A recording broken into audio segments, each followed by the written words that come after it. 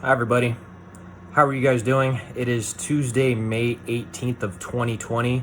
My name is Danny Gutierrez. Thank you so much for joining me on this episode of the Total Fight Mike. I know it's been a little bit over a month since we last spoke, but a lot has happened since then. On April 18th, the UFC had tried to make a fight happen at the Tachi Palace, and unfortunately, it did not happen. It didn't fall through. I believe the highest level of CEO that you can go, administratively at least, and Disney had asked Dana White to step down. We fast forward all the way to last Saturday, where we finally got UFC 246, which headlined Tony Ferguson versus Justin Gaethje for the interim UFC lightweight title. Now, that was a pretty interesting fight to watch. I actually had Tony being pegged to the winner going into that fight, but of course it didn't turn out that way because Habib Nurmagomedov couldn't get airspace clearance, and also Russia's in lockdown to come over and fight and defend his title. Again, Tony Ferguson and Khabib has been scheduled 5 times, and it does look like that it's not going to happen. But let's get back to the actual fight. Just in the highlight, Gaethje actually upset Tony Ferguson in their main event. He stopped him in the 5th round, standing with strikes. Herb Dean actually waved it off. Tony Ferguson did look pretty good. He had some of his moments. It was pretty interesting that he didn't pull guard or anything like that, or engage in the clinch or anything interesting like that. He didn't attack with elbows. He didn't attack with knees. He just was very content to stay in the orthodox position and box at range with Justin Gaethje. But Justin Gaethje at Team Elevation with Coach Trevor Whitman has actually worked a lot on his striking, and you can see that in his bounce. You can see that in actually Justin Gaethje's footwork. You saw that in his timing, and you saw that in his accuracy. That he had been working on his striking and his kickboxing a lot. It looks like that the 2 losses to Dustin Poirier and Eddie Alvarez actually woke him up a little bit, so to speak. That being said, Justin Gaethje actually did utilize at least what it looked like to us superior fundamentals going after Tony Ferguson, and Tony Ferguson he suffered a broken orbital during the fight over his left eye, I believe. He kept getting tagged with crosses. I believe he even got tagged with a head kick. He did drop Justin Gaethje at the end of the 2nd round with a nasty, nasty uppercut that I'm sure you could see in the replays. But Justin Gaethje got back up. He weathered the storm, and he powered through. And that's something that nobody can say, especially going up against Tony Ferguson. Not too many people could say that they went up against Tony Ferguson and came out the winner. The last person to actually do that was Michael Johnson, and that was a little bit over 8 years ago. So with the first pay-per-view in a while out of the way, later on in the week, the following week, there was a UFC fight night on a Wednesday night, and the main event featured Glover Teixeira, the old Lion, against one of the up-and-coming prospects. He's a Lionheart, if you will, and Anthony Smith. And wow. Wow. A lot of people say that mixed martial arts is a sport where the young prey on the old. Well, in this case, the old Lion still had a lot of fight left in him. Glover Teixeira was taking a lot of punishment in the first couple of rounds from Anthony Smith, but all of a sudden in the 3rd and 4th round, something changed. Glover Teixeira started to land heavy shots. He's a heavy power puncher. He started to utilize the wrestling. He started to utilize uppercuts. Actually, the uppercuts are what began the initiation of the wrestling for Glover Teixeira, because, when Glover Teixeira threw an uppercut and followed with a hook and a cross and an overwhelming barrage of strikes, heavy strikes, mind you, because Glover Teixeira is a heavy puncher, he started to get some painful reactions out of Anthony Smith. Now, as soon as the 5th round started, as soon as the 4th round ended and you heard the corner camera, or you saw the camera go over to the corner of Anthony Smith, you actually hear Anthony Smith's corner going, breathe, breathe, breathe, breathe. They're trying to get him to calm down. Anthony Smith replies with, "My teeth are falling out." Now, I know there's a little bit of excitement in my face. It's kind of just, I mean, I'm not very excited. That was very painful to hear. That was a very eyebrow-raising moment where you just kind of look at the person sitting next to you, if there is anybody sitting next to you, or you kind of look up in the sky and go, stop the fight. Stop the fight. That is code for, that is your fighter giving you code for please stop the fight. I cannot take any more. You actually saw in some of the replay footage that Anthony Smith was actually handing teeth to the referee. I believe it was Jason Herzog. I could be wrong. I could be very wrong, but I do believe that it was Jason Herzog. That is one thing. The co-main event of UFC 246. I'm sorry, guys. I'm going back to UFC 246. The co-main event of UFC 246 was very controversial. Looks like Henry Cejudo can't catch a break.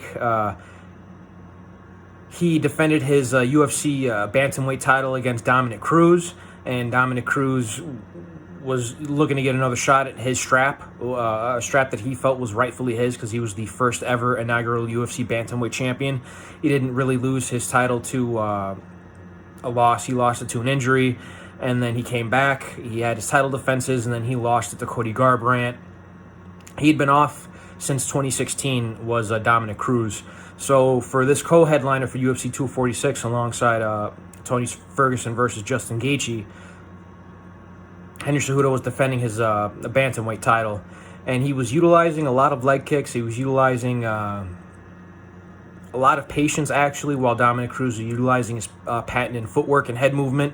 That actually seemed to cost him because Henry Cejudo timed him with a knee, and with a right knee, actually, from orthodox stance, and he threw a kick, and he landed with a knee, and it just floored Dominic Cruz. He was able to, there was, I believe, 10 seconds left in the second round, and with the seconds counting down, Henry Cejudo was just raining down punches on Dominic Cruz, and that's when the referee had to stop the fight, just had to wave off the fight. Now, it's pretty interesting because a lot of people are saying that that was a premature stoppage, that Dominic Cruz should have been able to continue. It was a title fight. He should have been given more chances. Dominic Cruz actually came out at the end of the bout claiming that the referee smelled of alcohol and cigarettes. It was a pretty interesting situation, but interestingly enough, Henry Cejudo actually retired, or announced his retirement, in the octagon. Do I believe that to be full-fledged? I don't really know. Only Henry Cejudo knows that, and only time will tell. Now, sorry about that, guys. Now, after UFC 246, the headliner and the co-headliner, they were both title fights. After the interim title was declared for Justin Gaethje, and after the bantamweight strap was defended after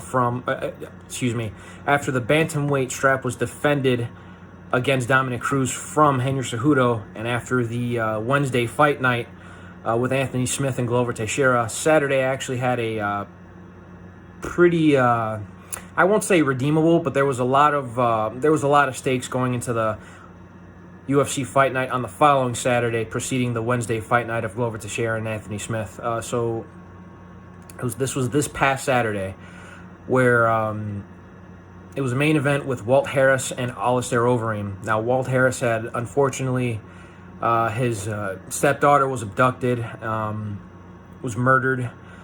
They had actually caught the person that did it. His person's name was Ibrahim Yazid. The person was given the capital murder charge and I believe was sentenced to death row. And this was Walt Harris's fight after all of those unfortunate events had transpired in his life. Now, Alistair Overeem was coming off of a loss against Jairzinho Rozenstruik in a fight that he clearly should have won, but you'll hear this a lot from a lot of critics, a lot of the MMA critics, a lot of the MMA media, a lot of MMA coaches. When first of all, Alistair Overeem's losses, a good majority of them by knockout, and that's kind of a problem because you don't know if that's going to all add up later in his career. Fighting at heavyweight, it does tend to. However, he was going up against a hard-hitting Walt Harris after a devastating loss. And I call it devastating because up until he got caught with a punch by Jairzinho Rozenstruik, he was winning. He was winning that fight, and Jairzinho Rozenstruik, of course, is not undefeated anymore. He dropped a loss to Francis Ngannou in 18 seconds in the first round at UFC 246 as well, and that the co-headliner. But Alistair Overeem's a longtime vet, and he was going up against, I won't say a young up-and-comer, but an up-and-comer in the heavyweight division. Now, Walt Harris actually did land on Overeem, and he did drop him, but Overeem came back and utilized his experience, utilized his movement and his smarts, and came back to finish Walt Harris in the second round of UFC Fight Night, Overeem versus Harris. And that was a pretty devastating loss for Walt Harris. When the fighters are interviewed at the end of the bouts, they had actually gone up to Walt Harris, and he had thanked his cornerman, he thanked the UFC, he thanked Dana White. He was giving as much thanks as he could to the situation that was presented to him. I think when he does look back at the footage, he's going to think to himself, man, I almost had him, but I kind of blew my wad, because he landed a punch on Alistair Overeem, and it dropped Alistair Overeem, and then you just see Walt Harris all over Alistair Overeem on top, up against the cage, raining down ground and pound. But Alistair Overeem got back to his feet. He found a way. You see a lot. Here's the thing. With these 3 UFC events that came out this past week, and I personally loved it. Thank you so much, UFC, and thank you, Dana White. And I can understand that it's a little bit overwhelming for sports fans that aren't combat sports fans, but for the 2 UFC fight nights, dude, the old guys won, man. Glover Teixeira at 40 years old, still rocking it against the young guys. Alistair Overeem, he gets rocked, and he comes back. And he's looking for another shot at the title. For 3 UFC events in a row in 1 week in sequence, that was it was something. It was something to behold. Now, for UFC 246, Henry Cejudo may stay retired. You hear Chael Sonnen on his show going, as soon as Henry Cejudo retired from wrestling, amateur wrestling, because he's a gold medalist in the Olympics for United States Wrestling, he is your champ.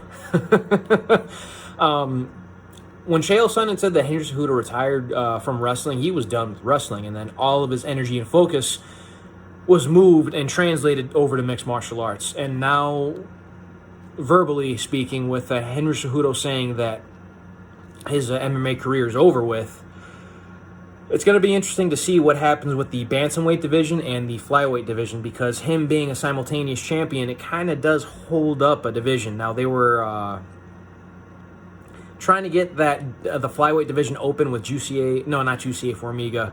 I can't remember this gentleman's name, but the gentleman who had knocked out Joseph Benavidez for their title fight for the inaugural UFC flyweight championship. But unfortunately, Benavidez' opponent didn't make weight, and even though Benavidez suffered a loss, that division's still wide open. So there's a lot that happened over these 3 events. And another thing, too, how crazy is Justin Gaethje versus Khabib Nurmagomedov going to be?